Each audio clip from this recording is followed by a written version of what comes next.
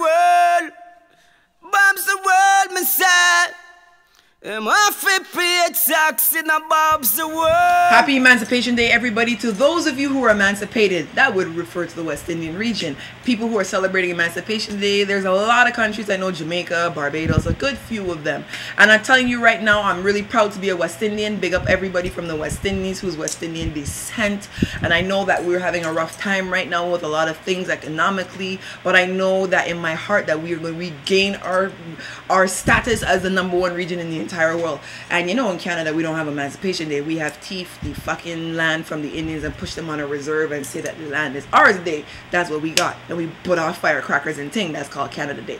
So you know what, a lot of drama this week. I got a lot of hate mail from some religious entities in the world, from all over the world too, you know. Some people didn't really like what I had to tell the Jehovah's Witness woman. So my thing is, why are you all religious people watching me and letting me know that I'm a demon and letting me know that God doesn't like me? I'll have you know that Jesus is on my BlackBerry. He says to tell you this: Jesus loves you, Babbzy. This you should know, for the Bible tells you so. Okay, good. And the devil's on here too. He said to tell you to fuck off. Next thing. You know that the white woman across the street almost got her water cut off this week because I was talking about it on my Facebook page. Nobody really knew what was going on, but she didn't know what to do. She's standing there with a baby in her hand. They come to cut off her water and she panicking, because you know white people is panic very easily. Very easily. Like they ain't accustomed to this embarrassment thing like black folks are. You know what I mean? Black folks will beat up the fucking people that come to cut off our shit. That's why Bell Canada's cut you off from like in their office now. They don't come out to the house no more because they're too afraid. But I tell the woman, listen, run, go get a check and get a man a check. He looking at me now vexed because I'm not supposed to be telling them that. Because you're not supposed to be letting people know they can pay by check to hold off their utilities being cut. But I know the tricks of the trade because I'm the only Negro on the fucking street. So now Miss Woman has her water still on and now she feels indebted to me for life. So if you're watching the video, pay your fucking bill. Next thing. No, I'm not going on too scruffy today. The fans, when I meet you guys, right, I want you guys to know I love all y'all, but I just want to give you guys some tips in meeting me. When you meet me, identify yourself readily and early, because y'all can't just come and jump on top of me and hug me, because I still got part street gutta to me, you know, and I might elbow you, headlock you, do a lot of things to you. Ladies, 2-second rule: hug, let go. I don't want to feel pokey slit and you're grinding and fat pokey on my leg and all kind of thing. I really can't take on that, you know. You guys think that I'm gay. I'm not gay. I don't know why you keep coming to rub up and grind me like your name Grinder, but please, 2-second hug, one let go, and go about your business. All right, get your picture and shift. You know what I mean? No, but for real, I met 2 young Jamaican guys this week that are fans of mine, and they really made me smile, because Jamaican people are just different. I keep telling you guys this, and the more and more of them I encounter, the more and more they make me laugh. Ray and Bam Bam, let me tell you, they're 2 brothers, right? One is 19 and one is 20. They live somewhere in Scarborough. I don't want to call out the business, but they come and see me at the gas station, run and hug me. Babbzy, oh God, me love you. Your video them a kill me. You're shot, you're guan. And I'm like, yeah, head tie and everything now, you know. And now they want to take a picture of me in my head tie. Get in the picture in the head tie, fine. You know what I mean? Just make sure that the head tie was matching the outfit. You understand? Then now they're like, me don't know why them say you're transvestite, because no tree now growing on your face. ...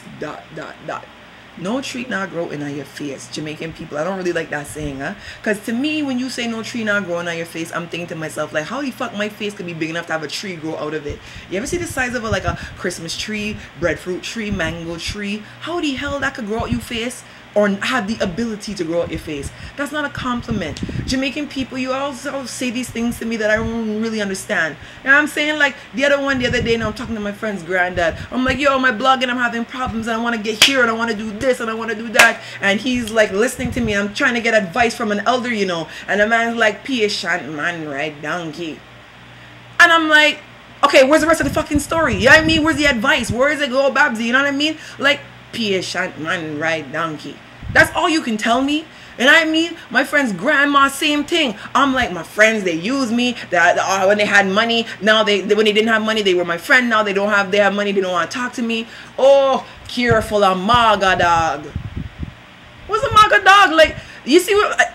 Work with me here, people. I love you Jamaicans, and that's probably why Snoop Dogg wants to be a Jamaican now. Now he's Snoop Lion, because I don't know what y'all motherfuckers in Jamaica get that man to smoke, right? But God blame, you got the man head tear now. The man is a Rastafarian now, you know.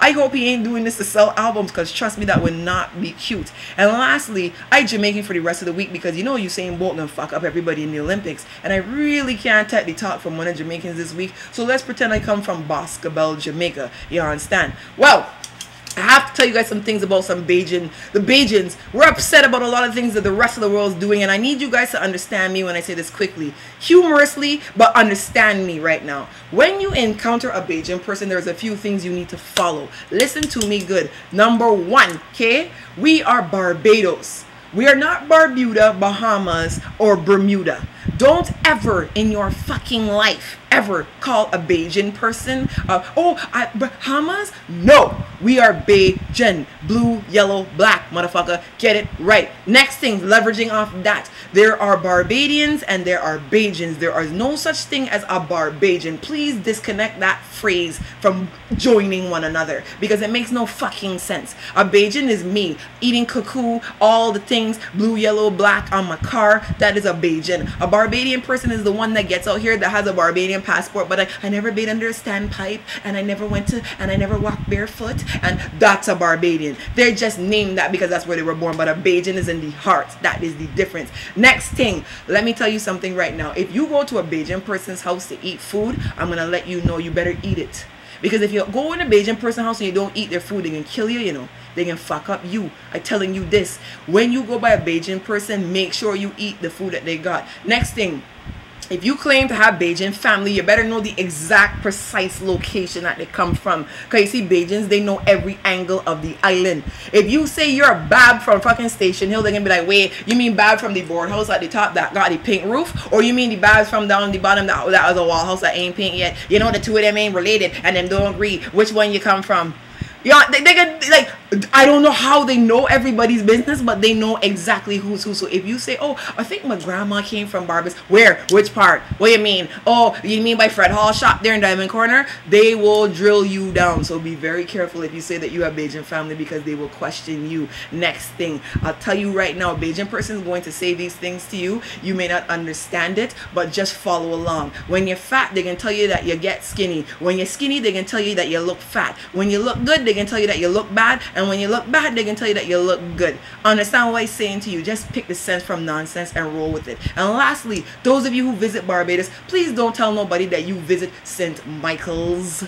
St. Michael's would mean that we have two parishes called St. Michael's. That is the most annoying, aggravating, piss-offish fucking thing I ever hear people say. It is St. Michael. It is one parish with that name, not Michael's to bun out that. Before I go quickly, speaking about Rastas and Snoop Dogg and Snoop Lion, my boy, the real Rasta God on Twitter, he has his own personal upgrade and computer company going on in Toronto. He'll do pickups and he'll do drop-offs and do all this stuff, and he's a Rasta man, so no, your computer can come back idle. This is his email address right here. He deals with viruses, repairs, a whole bunch of other things, and you know what, he's endorsed by me, so make sure you check him out. Let me go and get my birthday shout-outs quickly, because there's a whole bunch of them, and you know my birthday coming up too, the 15th of August. Make sure you got something for me. Shane Lewis, David Anthony, Leo Fire, Karen Cummings, Ross Clark, Sherry Bumbray, Jumi O, who begged me last night, Babbzy, my birthday's tomorrow, make sure you Leanne Clark, Ricky Best, Purple, Boston, my girl, Antonio Brewster, and Karen Chun Lee Cummings, who has her name twice, it looks like. And then for tomorrow, we have, let's see, you know that Facebook has done this birthday thing's crazy. Birthdays tomorrow is JD Fletcher, Hugh Allen, Sandra Keys, Margaret Sewing Diva Marius, Justin Daniel, and Chris Koch. And remember, my birthday is the 15th of August. Make sure you get yourself with me and get me something. I'm tired of begging wanna. Before I go, I want to say rest in peace to Sluggy Ranks and the family of Sluggy Ranks. My condolences to them. A lot of people didn't know who Sluggy Ranks is, and this is concerning to me. People, our culture is something that we have to pass down. And it's baffling to me that an artist like Sluggy Ranks, who's kind of done so much for the reggae industry, reggae DJs here in Toronto that play big fets and ram out fets, don't know who Sluggy Ranks is. I think that there's this lost disconnect going on with the culture, and I'm telling myself, like, I don't know what to do anymore, because you know what, it's like crazy. You should know who Sluggy Ranks is. For me, that's the way I'm looking at it right now. And the second thing I want to say is the drunk driving thing. People, you really need to take this thing serious, because people people are dying in the roads out here, and it's not a good look. West Indians, we need to stop driving drunk. If you're drunk, take a taxi, call a friend, stop this. And before I go, I did not want to touch on this, folks, but I'm going to do it. Crop over in Barbados is facing a lot of problems. The other day they had the Party Monarch, Groovy Monarch competition, and there's been a lot of issues with the judging going on for many of the cultural events in Barbados. Now, I'm not here to point fingers. I'm not here to cuss and say who this, who that, who this, who that. But I will say this. Bay-Juns, we need to figure out a way to make this work, because for the last 3-4 years it's been a real issue when it comes to this monarch thing. I know every year there's always like someone wins and there's a problem, but there's a problem when you gotta bring out task force in Barbados because a person won and they're gonna get bottled and stoned. Like, Barbados has never really gone to that stage, and I mean, I've seen it to the fact now that security has to come out when announcing the winners, and it's because there's a disconnect between the judges, their judging criteria, and the fans. We need to look at how are these judges picked? Who are they? How are, like, what's the criteria of becoming an NCF, Calypso, or Soca, or Pick of the Crop, or whatever monarch judge? How are these people being selected? We need to have a more transparent understanding of this. B, the judging criteria.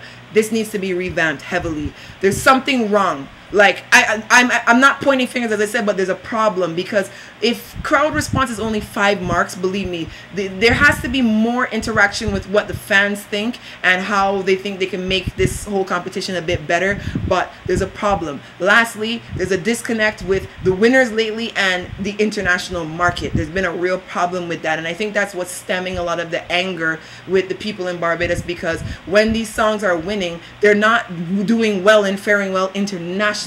And then it has like this backlash that looks at Barbados like, oh, there's no artists in Barbados and Bajan Soca is no good. When reality is Bajan Soca is really good. It's just that the artists that should be getting forward are not getting forward. I will say this, NCF, I have ideas. Call me. I'm not going to blog them out for you to teeth them. But if you want to get serious about saving crop over, holla at me and I can give you some ideas to make it all a more user-friendly type of event and bring it back to being the top 10 carnivals in the entire world. Because if crop over is going on in 2020 the way it's going now, I'd be very surprised. It's sliding downhill. All the typical big events are getting canceled. There's no venues. The Minister of Agriculture is coming and talking up a whole bunch of shit.